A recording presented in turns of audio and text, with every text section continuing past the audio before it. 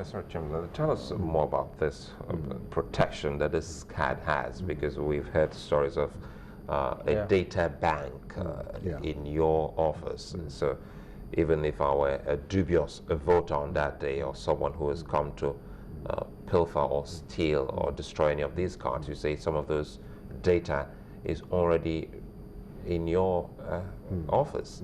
How does that work? Perhaps if we understand, so that those who set out to steal this card on that, or this reader on that day, would know that they are setting out on a futile mission. Thank you very much. I appreciate you asking this question. First of all, you know, the card reader has security features. And that is why we believe that no clone card can be read by our card reader, because the card was produced with a security feature, and the card reader was produced with a security feature, and you have to be the person who produced the security feature or who has it to be able to use a clone card for our card reader to read. And we've taken adequate measures, and we have guarantees and reassurances that this will not happen, and it has not happened. And if it happens, we will know who to hold responsible. That will be the manufacturer. Yes, exactly. Secondly, there are a lot of talk that somebody will jam the card reader and it will not work. Jammers. Anything theoretically is possible, but it is a matter of what measures you've taken to ensure that there is safety in what you do.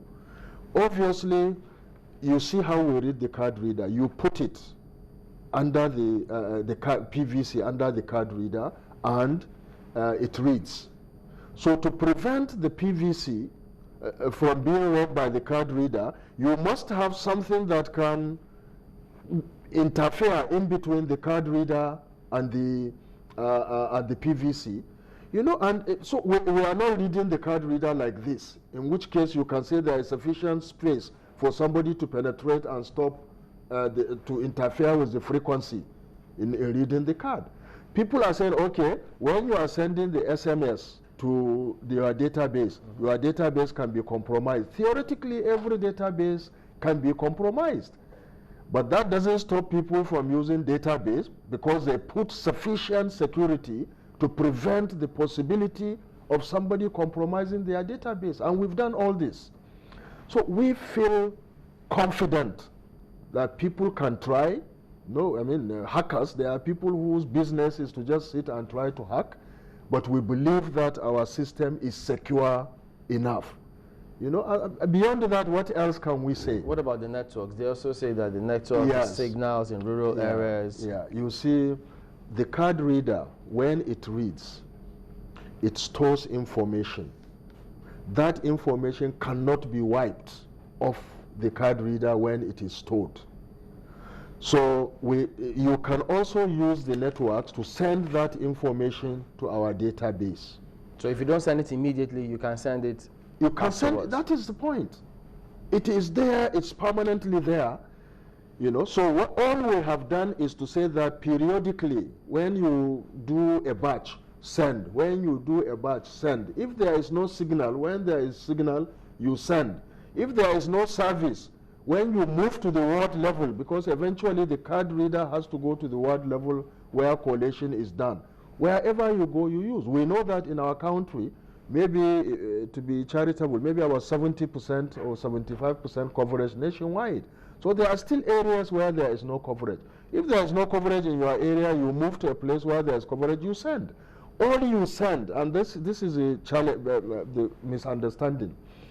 We are not sending voting information. All we are sending is accreditation information, and it's the VIN number that we are sending. And the details already are there. So anytime we get this information, it's useful. How does this help against rigging? It helps against rigging in many fundamental respects. First of all, as you are aware, people purchase cards. If you purchase cards and you give it to somebody to come, the card, it may be INEC card. It can say, yes, this is an INEC card, but it will tell you that it does not belong to this polling unit if you bring a card to a different polling unit. And if it reads, it can tell you, through authentication, you will know that this is not the person who owns this card. And this authentication can be done biometrically. If biometrically it fails, it can be done physically. So most importantly, and that's why I guess some people do not want the card reader, if some people manipulate accreditation statistics to favor a candidate, and it became evident that there is manipulation, we can use the information on the card reader to audit the result, the accreditation details in that polling unit, and to establish whether or not an irregularity has occurred. But I will tell you what has happened in the past, in our electoral history. What happened in the past is that our officials, either they are induced or they are harassed, because I have told stories about how NYSC corpers are harassed. People will say, you are not from, corpers are generally not from their areas. You are not from this area. You must do what we want.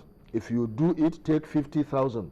If you don't do it, we know where you live. We will come and kill you or burn your property and so on. So they can be induced, they can be harassed, and they could be compelled to alter accreditation statistics, and it has happened in the past. You know what they do?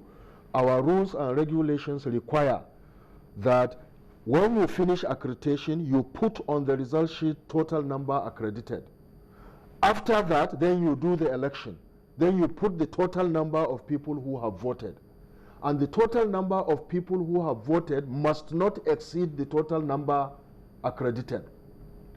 They are compelled or induced not to enter accreditation figures until after the election, so that they can pad up results before they now enter total number accredited. Now we have information on the card reader as to how many people have been accredited in each polling unit. That is, many of those who oppose the use of the card reader are opposing because they see that an area of irregularity is going to be blocked. But some people say, no, it has nothing to do with that. There are still instances of people who have tried. There might be 1, 2, 3, sprinkled here and there. But there are people who have gone with their TVCs to polling centers and have not been able to find their cards for whatever reason, and they're scared that on that day, people like that could be disenfranchised. Yes, there are many reasons why people could go to a polling unit and not, with a TVC, and not find a permanent voter's card.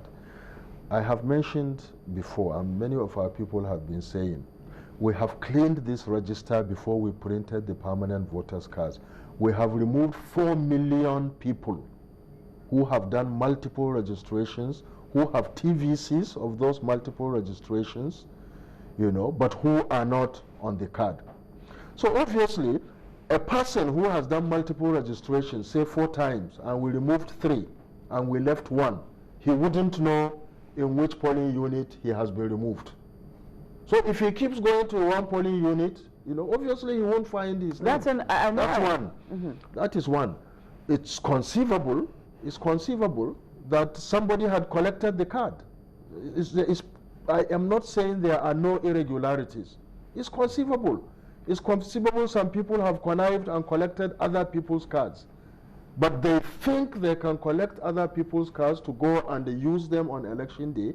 We are saying it cannot be used. But Prof, I've heard them say that, some politicians, that, well, yes, you're protecting the accreditation process, but that even if they manipulate the process and you can then do your checks to see if the number of those who are accredited is the same in the ballot, they say the card readers are not tenable in courts, the PVCs, and so who knows to what extent. But you see, our guidelines are very clear. A returning officer would take note if there is a discrepancy, will have to check the exact accreditation figures on the card reader before taking a final decision with regards to that result.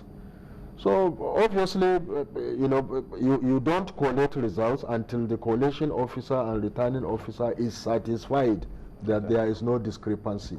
So this is very, very useful information before anybody signs his hands to a result, and that is what goes to court.